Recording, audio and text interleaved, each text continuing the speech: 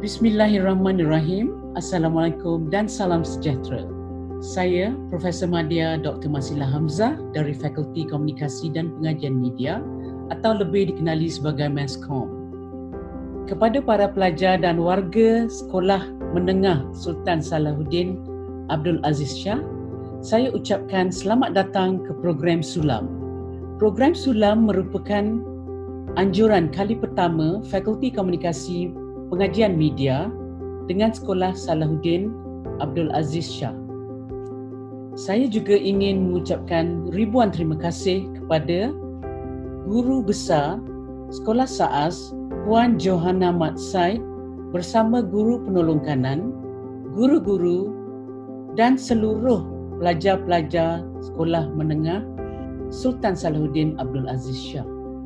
Terima kasih kerana sudi menerima kehadiran warga Fakulti Komunikasi Pengajian Media ke sekolah walaupun secara maya. Untuk pengetahuan semua, program Sulam ini membawa maksud Service Learning Malaysia University for Society. Adalah sebuah program yang menghakmilikkan Menara Gading kepada masyarakat untuk manfaat lebih menyeluruh selari dengan konsep universiti untuk masyarakat. Ia merupakan salah satu inisiatif terkini Kementerian Pendidikan Malaysia yang menggabungkan objektif pembelajaran universiti dengan khidmat masyarakat. Hadirnya kami bersama pelajar-pelajar SAAS bertujuan berkongsi ilmu terhadap realiti yang dihadapi oleh generasi pelajar dalam era digital, iaitu buli cyber. Matlamat hari ini adalah untuk mendidik dan memberi kesedaran tentang buli cyber dan elemen-elemen yang penting demi kemaslahatan sejagat. Ia juga bertujuan meningkatkan kebersamaan dan kesaling hubungan antara komuniti sekolah dan universiti dalam usaha untuk mengembangkan idealisme, intelektualisme dan aktivisme.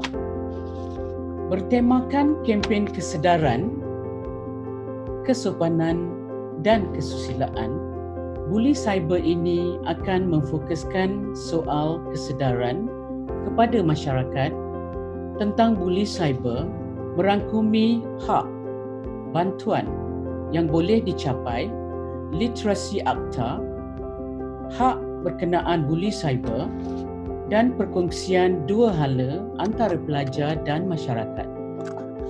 Ini juga melibatkan langkah-langkah yang perlu diambil apabila seseorang itu terlibat dalam buli cyber. So, everyone can be a responsible and civil users of the internet. Not all heroes wear cape. You can be a hero by helping each other out to keep peace in cyberspace. Be a digital avenger and fight against cyberbullying. Akhir sekali, setinggi-tinggi penghargaan dan ucapan tahniah kepada pihak penganjur kerana telah berjaya melaksanakan program Sulam ini, dan syabas diucapkan kepada setiap individu dan tenaga kerja yang telah diketuai oleh Cik Eliza kerana telah memberikan sepenuh tenaga dalam mengusahakan dan menjayakan program Sulam. Saya berharap majlis ini dapat memberi intipati dan mencapai matlamat pembelajaran kepada semua pelajar yang terlibat. Sekian, terima kasih. Bismillahirrahmanirrahim. Assalamualaikum warahmatullahi wabarakatuh dan salam sejahtera kepada anak-anak SAASian SMK Sultan Salahuddin Abdul Aziz Shah yang saya rindui dan sayangi sekalian. Apa khabar? Diharapkan anda semua dalam keadaan bertenaga dan bersemangat, juga sihat. Yang ingin cikgu sampaikan pada pagi ini adalah berkaitan dengan buli cyber. Tentu anda semua pernah mendengarnya atau tanpa anda sedari, anda pernah mengalaminya. Namun apakah sebenarnya buli cyber ini? Pernahkah anda dibuli atau membuli secara cyber. Buli cyber adalah perbuatan mengancam, memalukan dan menakutkan seseorang melalui medium elektronik seperti pesanan mesej, chatting, email, laman web sosial, telefon bimbit dan permainan internet. Cikgu pasti anda sangat mahir dengan sebahagian daripada perkara yang telah cikgu senaraikan tadi. Jadi untuk memahami cyberbully ini, cikgu mewakili sekolah ini mengambil keputusan untuk bekerjasama dengan Fakulti Komunikasi dan Pengajian Media UiTM yang tak jauh daripada sekolah kita ini untuk mendedahkan anda, anak-anak saya, dengan pelbagai maklumat berkaitan buli cyber dan apakah tindakan yang boleh kita ambil sekiranya ia berlaku kepada diri kita. Semoga program ini memberi manfaat kepada anak-anak sekalian dan saya doakan anda bersedia, bertenaga, bersemangat untuk mengikuti program ini dari mula hingga akhir. Akhir kata dari saya, kita Adiwira Cyber, be Digital Avengers, fight against cyberbullying. Assalamualaikum warahmatullahi wabarakatuh. Hai, Assalamualaikum everyone. Nama saya Najmi dan saya merupakan pensyarah di Fakulti Komunikasi dan Pengajian Media dalam bidang perhubungan awam. What is MASCOM? MASCOM is one of the faculty in UiTM ataupun nama penuhnya ialah Fakulti Komunikasi dan Pengajian Media atau lebih dikenali dengan UiTM MASCOM. Apa program yang ditawarkan di dalam MASCOM? Yang pertama kita ada program journalism, yang kedua kita ada perhubungan awam, public relations. The third one, we do have broadcasting, and then we do have advertising. And then yang kelima, kita ada publishing. Yang keenam, kita ada program instructional communication and training. Dan yang ketujuh, kita ada interpersonal communication. Dan yang ke-8, communication management and policy. And last but not least, we do have new media communication. Okay, so basically ke-99 program ini menawarkan kos yang memenuhi keperluan industri sekarang, iaitu di era globalisasi dan di era digital yang memerlukan individu yang berkemahiran tinggi dari segi untuk menguruskan komunikasi dan mewakili organisasi bagi memenuhi keperluan khalayak. Kerana di MASCOM, subjek-subjek yang ditawarkan merupakan subjek yang amat terkini dan memenuhi segala kehendak dan juga keperluan industri. MASCOM memang melahirkan graduan yang berpersonaliti, yang berkeyakinan tinggi supaya mereka ini dapat berkomunikasi dengan pihak di luar sana dan seterusnya menjadikan organisasi lebih mantap. Okey, MASCOM mempunyai peluang pekerjaan yang sangat tinggi kerana industri di luar sana amat menantikan graduan MASCOM untuk menjadi salah seorang pekerja mereka. Jadi saya amat yakin bahawasanya MASCOM ini pilihan utama. Saya ingin mengajak semua untuk menyertai MASCOM, untuk memohon berada di bawah Fakulti Komunikasi dan Pengajian Media dan bersama-sama kita menjadikan MASCOM lebih hebat, lebih mantap. So, let's be a part of MASCOM dan menjadilah pelajar MASCOM yang mempunyai credibility yang tinggi, yang melihat kepada sesuatu inovasi dan menjadikan fakulti ini fakulti yang hebat di persada dunia. UiTM MASCOM, UiTM di hatiku.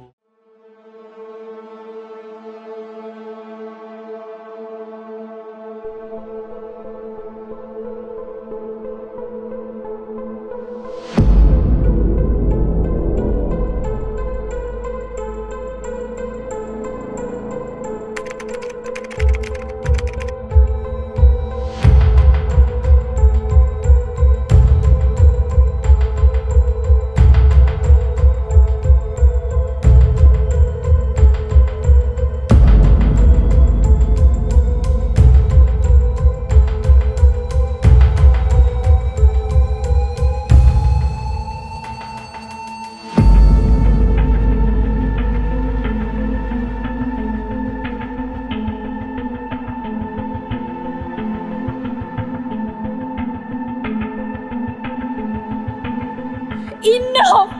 I just want to disappear. I want it to stop. Please make it stop.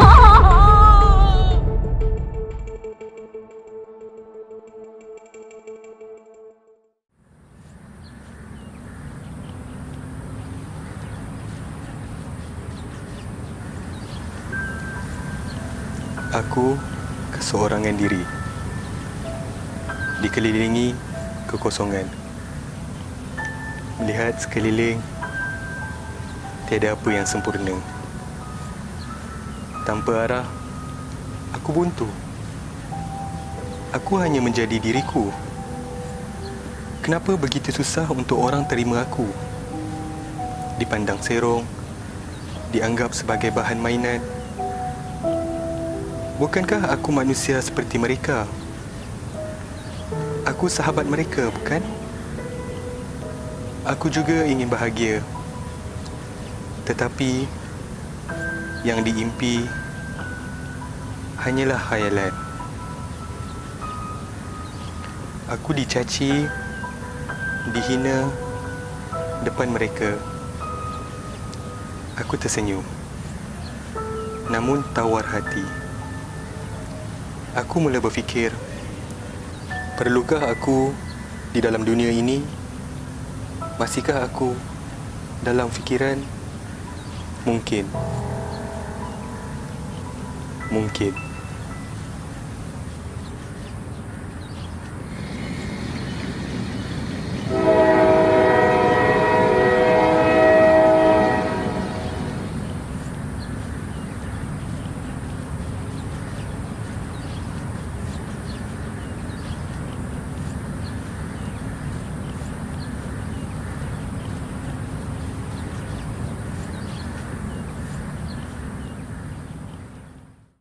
Assalamualaikum, nama saya Elina Mubin dari Cyber Security Malaysia.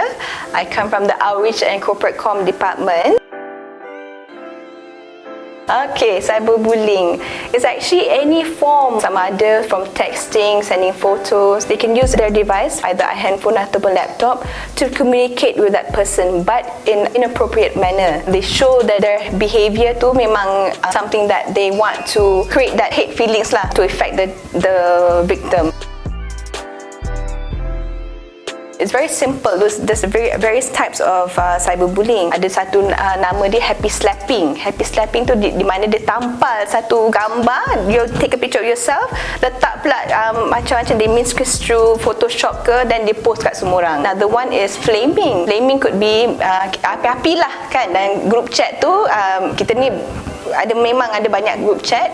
In that group chat tu, they take the opportunity to api-apikan. Let's say one person says this, another person says, then they create that particular context in terms of messages to inflict harm lah to the victim. Impersonation, can impersonate your IG account and then use that IG account to talk to your followers as well.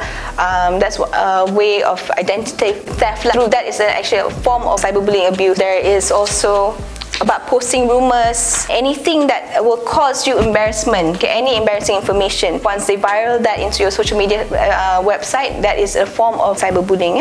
As well as outing. Basically, when a bully shares their personal and private information, it can range of spreading personal photos. Yang tu pun juga is a form of cyberbullying tactic. And exclusion. Basically, exclusion tu di mana kita remove someone from the group. Okay, that's another form of cyberbullying. Kalau dia remove tiba-tiba, kenapa orang tu remove kan? Ataupun kat IG or your Facebook, all of a sudden that person removed you from your friend list.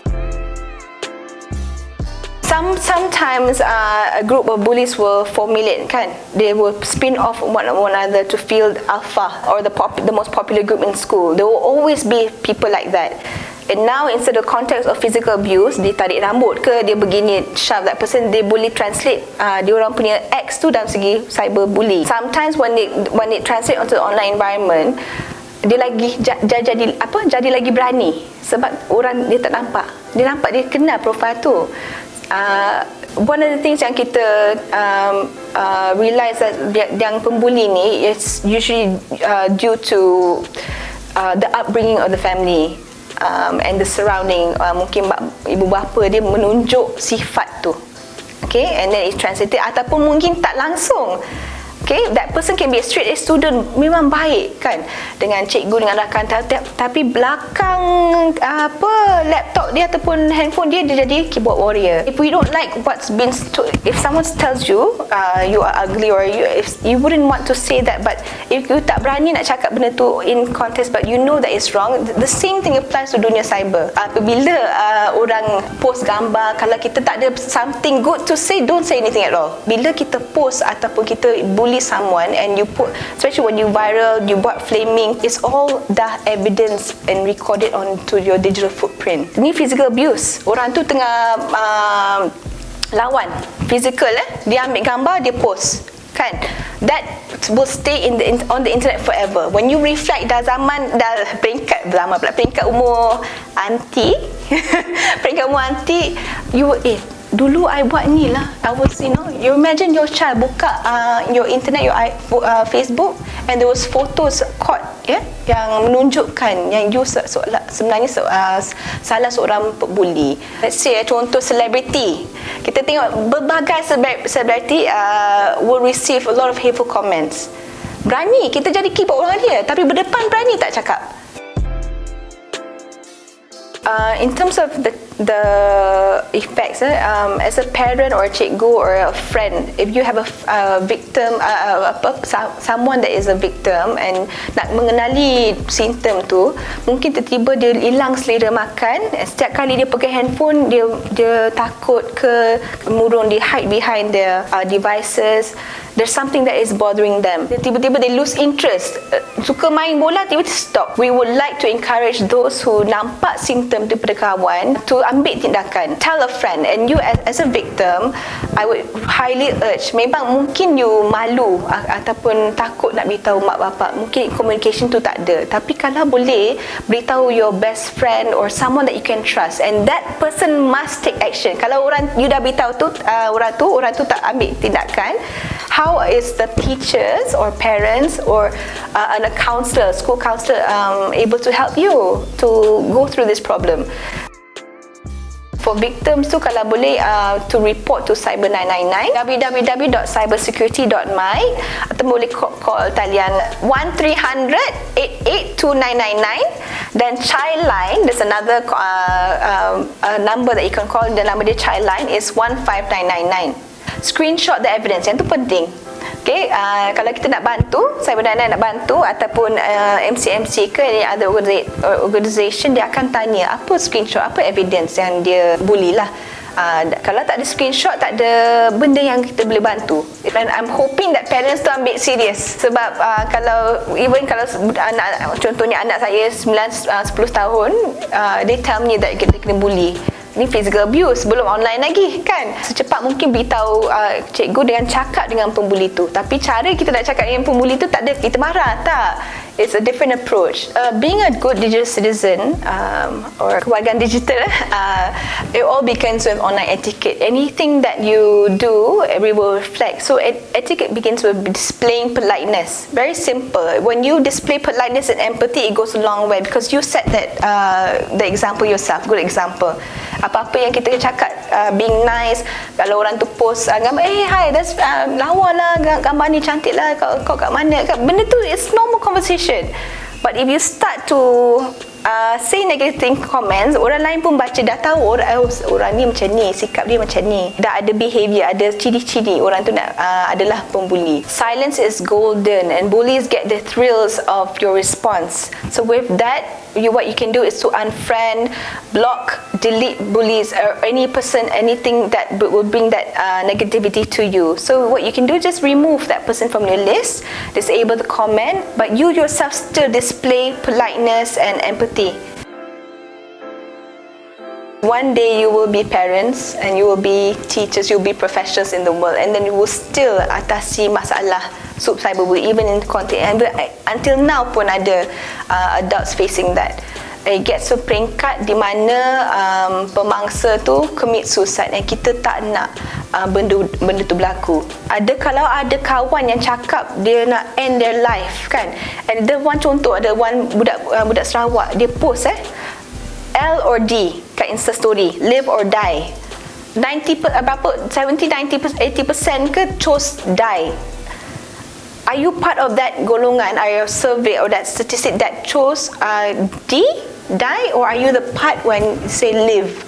Because that person really took that seriously and she committed suicide. You nak tahu, you nak ke sampai kawan you ambil tindakan commit suicide, padahal dia post je, tapi you tak tahu what's going on in her mind sebab dia dah peringkat depression, sangat murung, sangat sedih.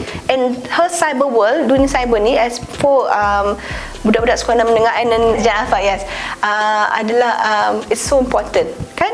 You spend so many hours on your social media, and your identity tu sepatutnya sama dengan identity bila kita berjumpa. Kalau I jumpa you, I tengok your profile should be the same, more or less. Jangan pula ada dua profile. Depan you dia cakap macam ni, tapi bila I tengok your postings dengan ni, I can actually tell that's actually you. When in doubt, please contact us, and remember, if you have a problem, don't Facebook it, just face it.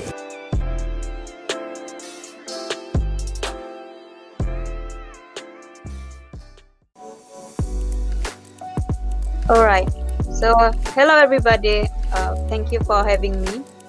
It is such a honor for me to be invited to this Sulam project. So nice to meet you all, even if it is online. So I hope everyone is doing fine right now. So as introduced, my name is Viviana Mosidin. I'm 19 years old, and now I'm currently studying marine science program in UMS also. So actually I'm a full-time degree student, but I also create content on YouTube, or what we call as YouTuber. So I'm still working hard to reach my goal and dream as a student, because yes, my journey is just already started. I'm still young and have a lot more to learn from life, yes, in order to gain success. I was cyberbullied when my video went viral. So it started to become more distinct and frequent around the time that the MP claimed that I was taking advantage of the sympathy and empathy of the people for views. So through these claims, people started to attack and target me through my YouTube video, saying that I was a liar, saying that I am taking advantage of the people and I only care about money, and that I always had a stable internet connection. So sometimes they would comment on my looks, saying I was ugly, and I get people saying that don't trust her anymore and stuff like that. So that is the time that I realized that I was one of the victims of cyberbullying. Actually, it is not a happy memory, but a memorable one for sure. Alright, so well, like all normal teenagers, I felt very sad and hurt because I started to realize that a few people are so quick to judge, and the people that I used to trust can stab me in the back very quickly when given the chance to do so. So I started to privatize my video and avoid opening Facebook and Instagram, and of course I felt embarrassed, not just me but my family. So I started to overthink and become worried, thinking that all people, including my friends and lecturers, will hate me, or going to hate me, right? So I overthink. So yeah, that is my experience on how I felt when I take online. Yes, I'm a type of person that like to read article, and I like new information. One of the few tips by William Alston that helped me overcome these negative responses. So I try to get everything out of my head. Yes, I mean, I should not overthink. I ask myself, what is the worst that can possibly happen after the negative responses from the netizen? And so I learn to accept it. I'm very grateful because I was born in a family that is strong. Yes, that is strong and full of support. So it constantly reminding myself that worrying about this is not going to prevent it. So I let go of everything. All right. So mentally we were very embarrassed. So my family were also angry at certain people around the village that spread this false information. So I myself was mentally tired. Physically, neither me or my family was affected. Yes, we are not affected physically, just mentally. But whatever happened, we must always think positive. Yes, think positive that this situation will akan bertambah baik selepas ini. Will get better soon. Yes. Okay, so I learned that if we don't know a person, we should not trust them fully. I also learned that a lot of people in social media acts in assuming motivation fallacy. This is what I learned in my philosophy class in university. So many of the criticism that we love at each other on social media are based on assumptions about their intentions. So we think that because they act in a certain way, they must be motivated by negative or deceitful mention, but that is not always the case, actually. So I also learned that we should be nice to one another and do not be so quick to judge in any kind of situation. All I can say is that please do not dwell and overthink on what people say about you. Always move forward and never overthink. So yes, my advice to the general public is that we must always fact check every information. Everything in social media we need to check it, double check, right? To avoid any sort of unnecessary arguments which could lead to cyberbullying. Just like what happened to me for the last few months. So I believe that if we showered ourselves with knowledge and education, I believe that we can overcome this cyberbullying tactic. According to a study from the Pew Research Center, 95% of teens are connected to the internet, of which 85% are social media users. As a majority of teens have access to the internet, they are increasingly susceptible to online attacks such as cyberbullying. How do we prevent this? One of the preventive measures that can be taken to combat cyberbullying is by educating ourselves. As users of the internet, we should always strive to increase our knowledge of internet safety strategies and learn the right manners to use digital technology and cyberspace.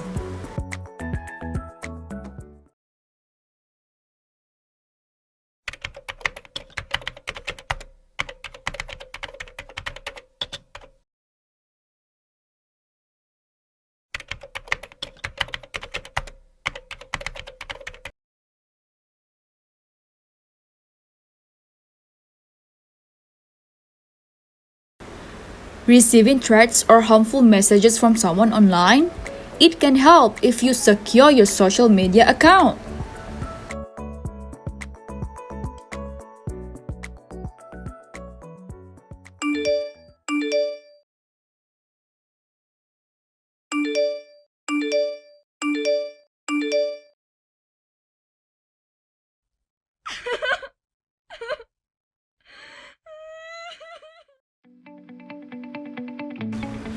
Has a persistent troll been posting bad stuff on your page and raining on your parade? Block the people who are sending you hate comments. The block button is there for a reason.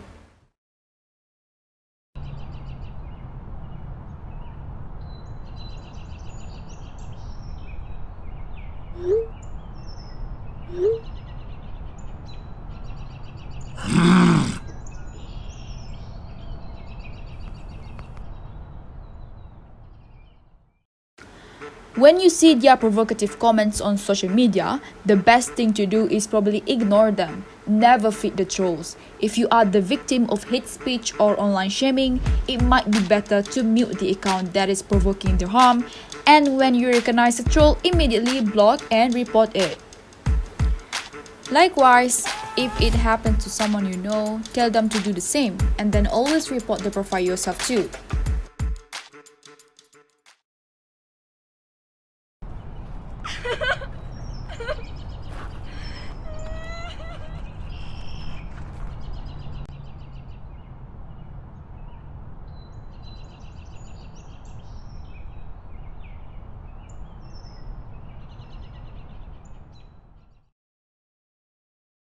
Sometimes we worry that our parents are often meddling in our business and try to hide things from them. We all are guilty of doing this, but to what degree that it becomes important for parents to set a foot in? Sometimes parental involvement is important, as monitoring a child's online activities can help them understand the signs of someone who is bullying a victim and prevent things from escalating.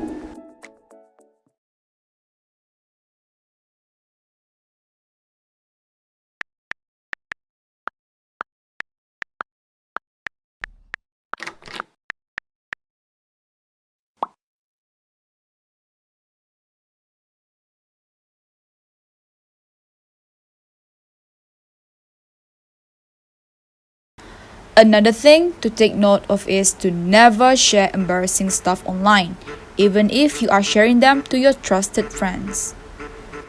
Sometimes, things like embarrassing photos taken during a candid moment can backfire on you if they fall into the wrong hands.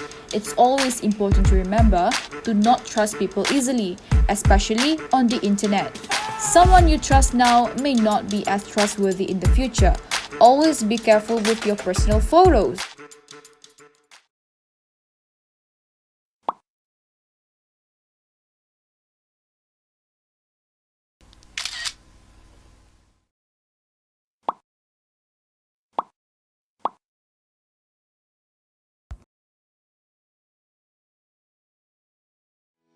As social media users, we need to think before posting anything on social media, before disclosing personal information like photos or maybe even agreeing to meet in person with someone we met online.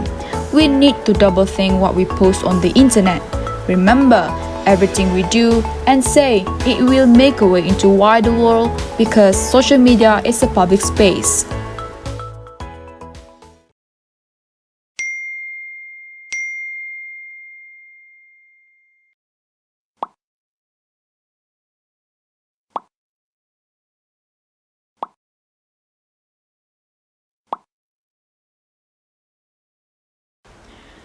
You know that all social media have clear policies and reporting processes. When something happens, you need to report the aggressor.